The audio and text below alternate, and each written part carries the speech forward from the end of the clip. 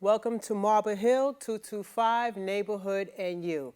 And yes, this is the show where everybody is important. It's about you, it's about the community, it's about the neighborhood, it's about the unity of everybody there who has lived there, still lives there, and we all come together as one body in that community. Again, welcome to Marble Hill 225 Neighborhood and You.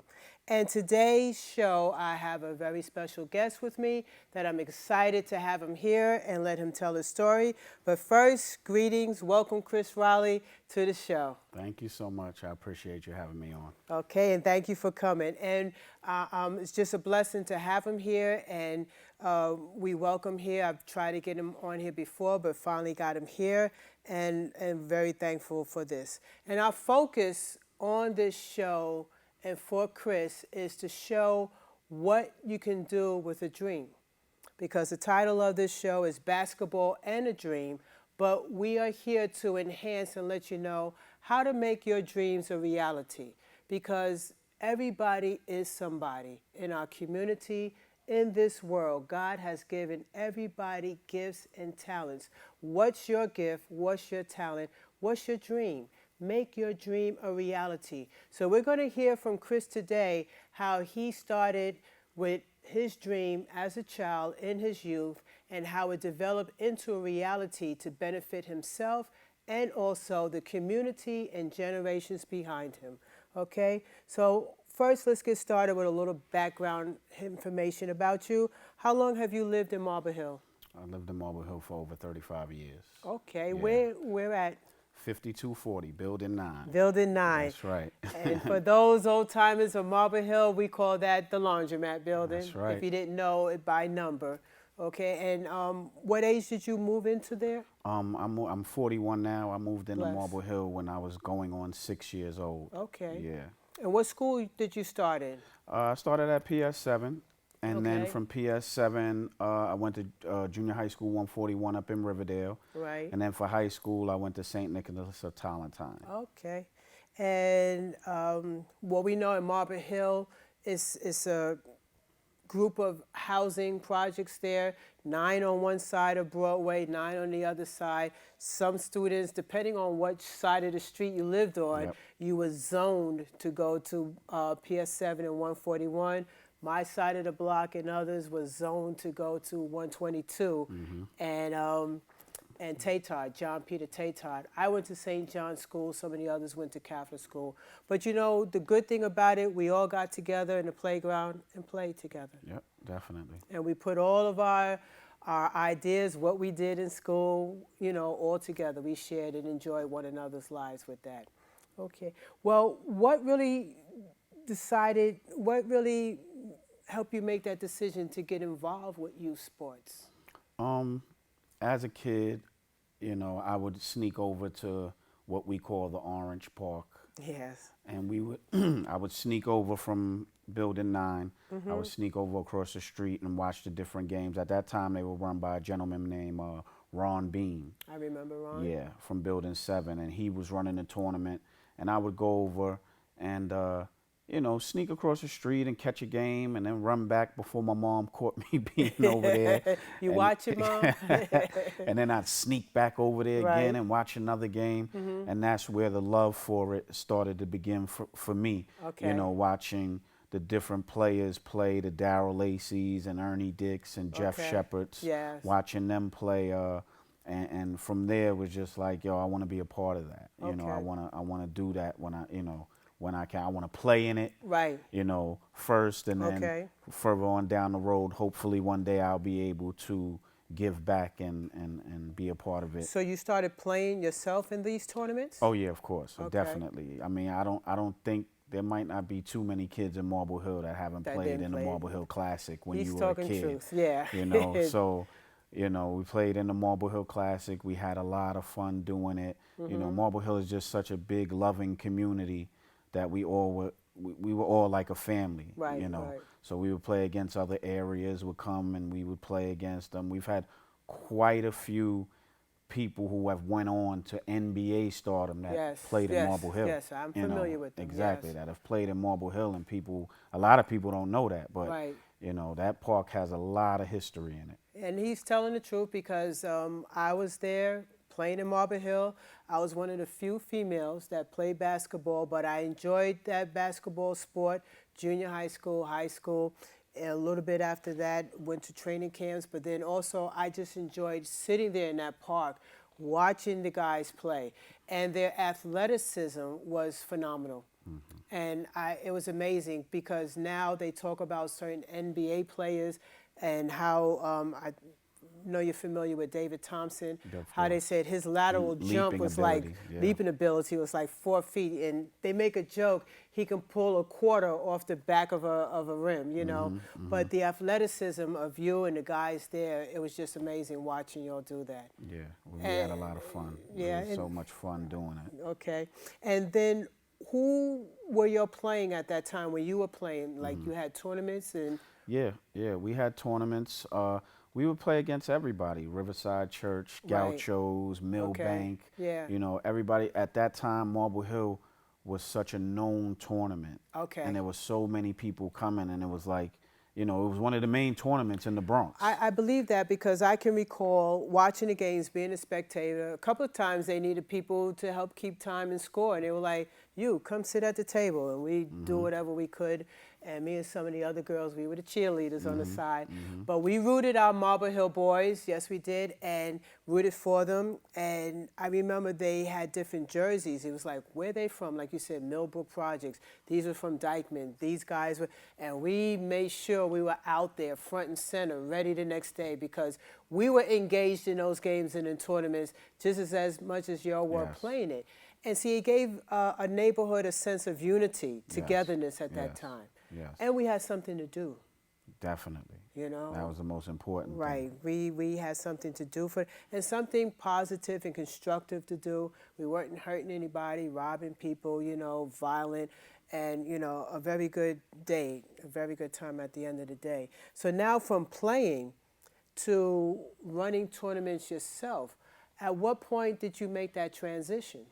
Around 98, 99, the gentleman who was running the tournament at the time, he moved away.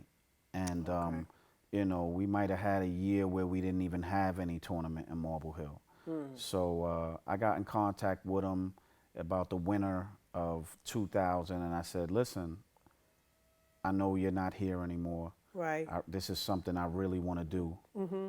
Let me take over the tournament. And he gave me his blessing to take over the tournament. Wonderful. Because in those days, that's what you did. You didn't just come out and throw your own tournament. You Right. would talk to the person who, Okay. your predecessor, Okay. and you would get his blessing, and then we would move Amen. forward. Yeah, I like that. So I did that, and he was like, great, do Okay. it. And through my contacts, I worked at the Source magazine, which was a magazine, Source Sports magazine, which was a magazine about sports, hip hop, culture, politics. We mixed all of those into one unit, and I had some contacts there, and I started looking for sponsorships, and one which was a basketball powerhouse at that time, Right. came aboard and said, yeah, we'll help you out. We'll give you uniforms and product, to outfit your players. So they were very instrumental in helping me, bring the tournament back to life. Right. Because for that time period, people were kind of like, I don't want to play in Marble Hill. Right, right. It's been kind of dead for a couple of years. Okay. But to be able to travel to different neighborhoods and say, listen, look, this is what we're going to be having this year.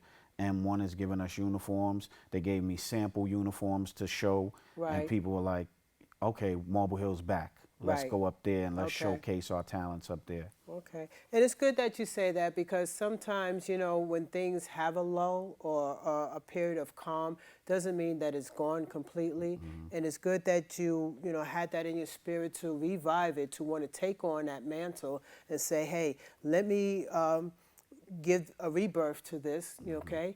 And as you said, you went to Ron. It was okay with it. It wasn't something that you just wanted to start on your own. He talked to his predecessor, and I know Ron also, he had been running the tournaments and to bring that back into existence. And No, also, I'm sorry. go ahead. Actually, at the time, it wasn't Ron running it anymore. It was a guy by the name of John Davis. John Davis. Yeah. Okay. He lived in building 10. okay, and he Okay. had taken it over from Ron. So Okay. yeah, so. All right. But Get the Ron facts Bean, like I straight. said, Yeah. he was he was the first. I He's the one remember. who I'm got seeing me his out picture there. right now. Tall He guy. put me in Yeah. my first tournament. You Okay. know, he was really a huge part of what this tournament Right. is, and Yes. will still be going moving forward. Right. And a few generations before you, that was my time. I remember some of the guys, even with the Marble Hill Community Center, it was Yvonne Maxwell who took the guys around a lot on basketball games and tournaments and really got them going and visiting certain areas of the Bronx. We even traveled, like you said, into Manhattan, played other locations there. And it's just important. And see, that children get involved, and I love sports, so it's not just the sport of basketball we're talking about now. We'll talk about other sports later, but when they have something to do, it makes a world of difference. It's good discipline. It's an energizer for the child. It's like they wake up in the morning and knowing they have something to do, Yes. something of value and of importance. Well, you said what I'm looking at, once you started the organization with these tournaments, or what I mean by organizing it, how did you set up the different tournaments for the Saturdays at Marble Hill Day? Well, first I had to get a permit, so we had to Okay. go to the Parks Department. Oh, you needed a permit to do Yeah, it that day? yeah, Now, did yes. you need permits for the other tournaments that you would No, run? well, no. See, Marble Hill Day, you don't need a permit because they know that you're gonna be there Okay. anyway, and we have that to do that for that day. But Okay. when you're running a tournament during the summer and you're using a public park, Right. you have to get a permit from the Parks Department. Okay. It might be, and sometimes it's two different permits. For people who want to run tournaments, you may have to get a Sound sound permit along with the park permit. So Right. therefore, because Yes. music Yes. has Yes, become such a indeed. big part of Right. Right. tournaments, Right. announcers have become big Exactly. parts of tournaments. So in order to do that, Right. you have to also have a sound Sound permit. permit. Yeah. And we're going into this part of the developing of the organization because, like I said, this is about basketball and a dream, making your dream a reality, focusing on developing and honing in on your talent and your skills, because a lot of people have thoughts in their head, but that's where they stay. And not intentionally, but it's like, how do I get this started? So by us talking and sharing with our audience out there, we're letting you know in different categories what it needs to take to get these things started and launched off the ground. Like synonymously, like with the church, when we would go out and pass out tracts and do events outside the church, we thought just because it was on the block around our church, we were okay. We had to get a sound permit for that. We have to get a permit to block the streets off from this corner to this corner. And then one time they told me, no, you can't do that street because it's a two-way street. You can do this street, which is a side street and one way. So, all of this is developing and what it is, that project that you need to have going on. What else did you need besides a sound permit and a park permit? We just needed the support of the community. Okay. We needed the people to get behind it. No tournament's going to be successful if it's just the players Right. and the guy who runs the tournament there. Right. Okay. I needed people who were going to come in and do scorebooks for me.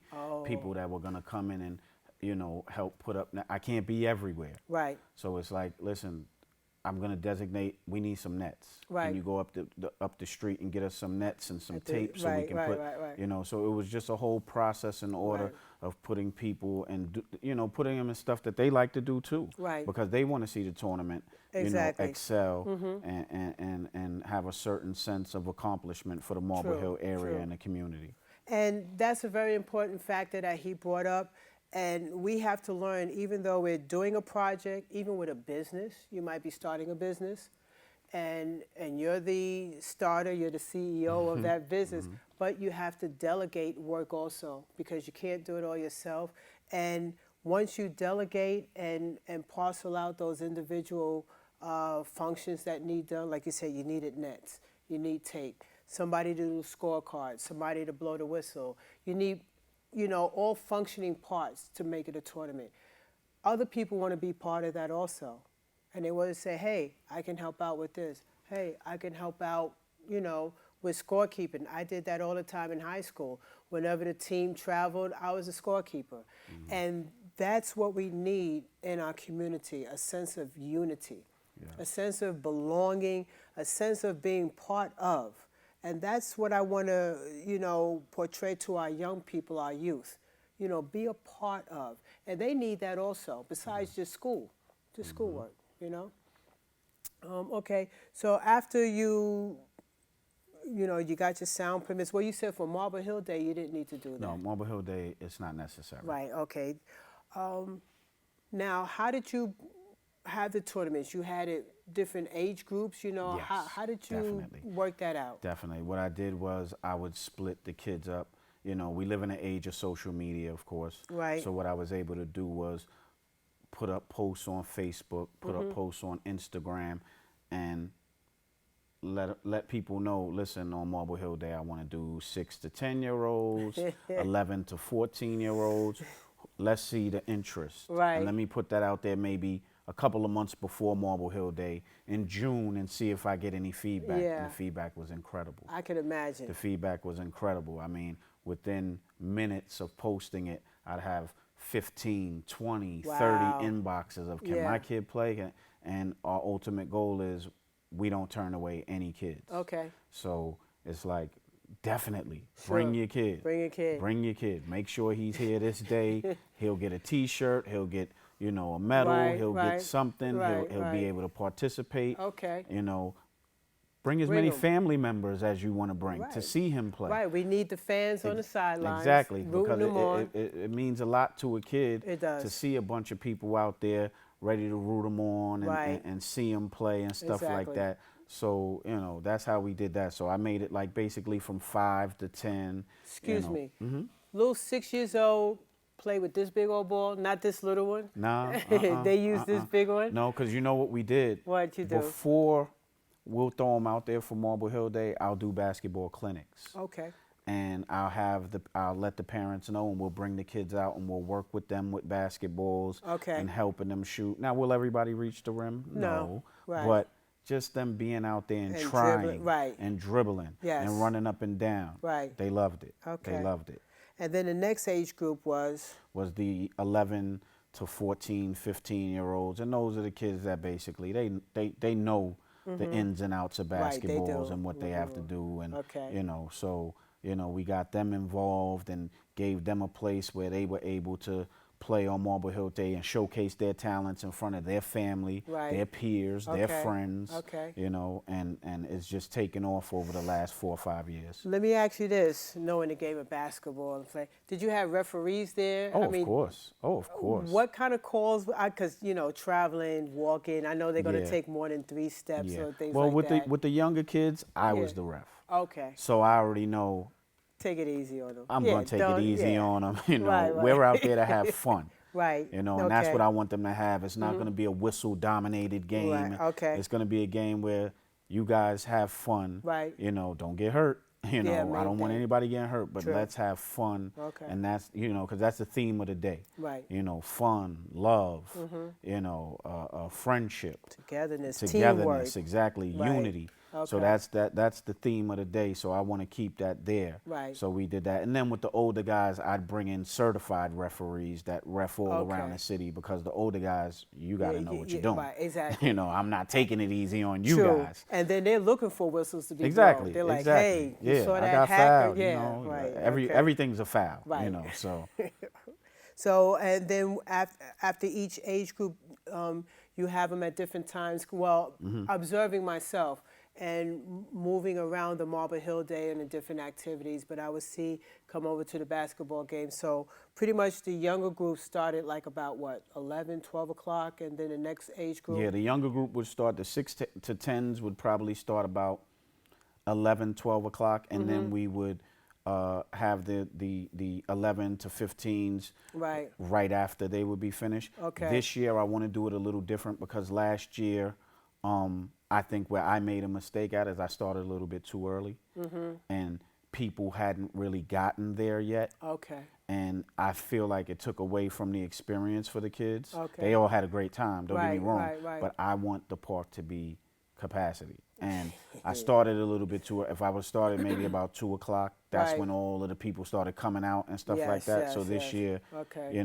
we always want to get better. Right, And right, there's right. always room for improvement. That's it. Right. Exactly. I've been doing this for years, but that doesn't mean I won't make a mistake. So this year, I know we're gonna back it up a little bit. Right. For all the parents out there whose kids want to participate this year, we're gonna have them out there probably now about 1, 2 o'clock.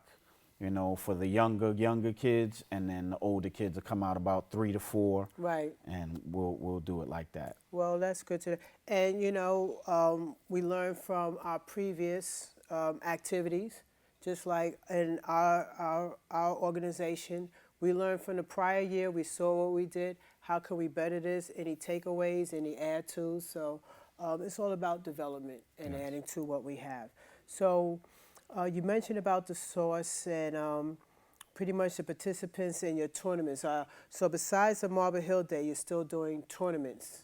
Or, Well, I'm basically concerned. There's a new basketball tournament in our community now. It's called the Right. Marble Hill New Era Classic. okay. Okay, it's run by two younger gentlemen in the community, three younger gentlemen, I'm sorry, in the Right. community, who were very instrumental in going out and buying the new fiberglass backboards that we have on the side of the projects that has the 9 buildings. That's between building 3 and and building 4. 4. Right. Yeah, they were very instrumental, and they went out and purchased the fiberglass backboards, and they're doing a tournament, which I don't run that tournament. Right. I consult with them on it. They may Okay. come to me and ask me for advice, being that I've done stuff for years. Right.